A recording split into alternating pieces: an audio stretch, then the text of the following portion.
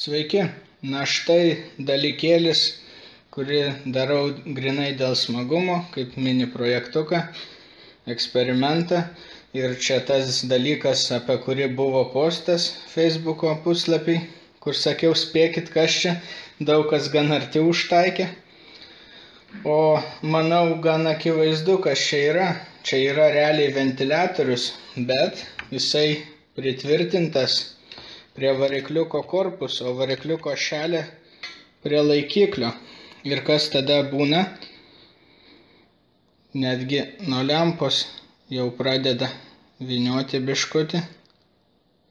Realiai jis sukasi nuo saulės energijos, kaip galima suprasti, iš visų saulės baterijų bando sukti savo laikiklį. Tai va, 6 saulės baterijos iš eBayaus papigiai. Kažkaip šovė tokia mintis, pagalvojau, kodėlgi nepabandžius. Jo telefonė gi blikstė įjungta ir jinai jį erzina, beveik sukasi jau. Kitoj pusėj turim sujungimus, nėra labai gražu, aišku, turim laidelius, kurie eina į kiekvieną bateriją realiai. Visos 6 sujungtos lygiagrečiai ir šitos daikčiukus aliumininius priklijuotus prie varikliuko ir visi laideliai tiesiog sueina į varikliuką. Tiesiog labai paprasta. Jeigu kas norėtų irgi paeksperimentuoti su tokiu dalyku, tai manau, čia viskas akivaizdu. Čia visiškai nieko šustro nėra. Varikliukas iš automobilinės magnetolos CD grotuvo. Ir realiai, kad čia jau nėra daugiau net ką pasakot, pagalvojus.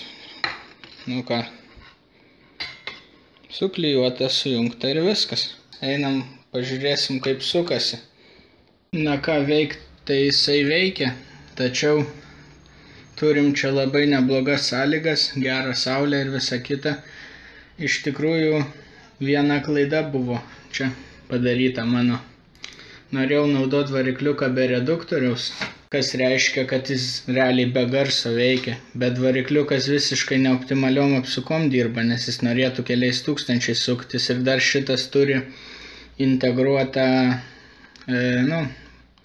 kaip čia pasakyti, kontrolerį, realiai, kuris palaiko jo greitį, nes jisai yra iš automobilinio CD grotuvo.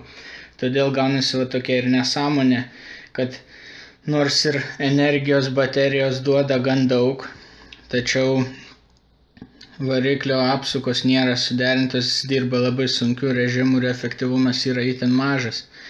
Todėl ir turim tokį sukimąsi ir vėjo beveik nėra, nieko.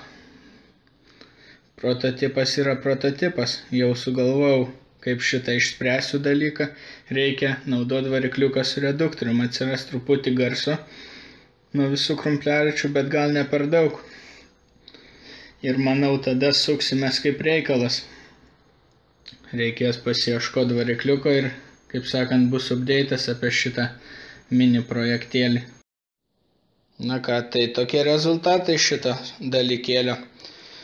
Nežinau, ar patinka tokie video, ar tokius eksperimentus kelt, nes pats tai mėgstu išbandyti visokias nesąmonės ir tiesiog, kai vienam kažkaip pačiam dėl savęs net toks ūpas yra daryti kažką tokio green and buy, o jeigu kažkam būtų įdomu žiūrėti, tai sugalvočiau dar kažką.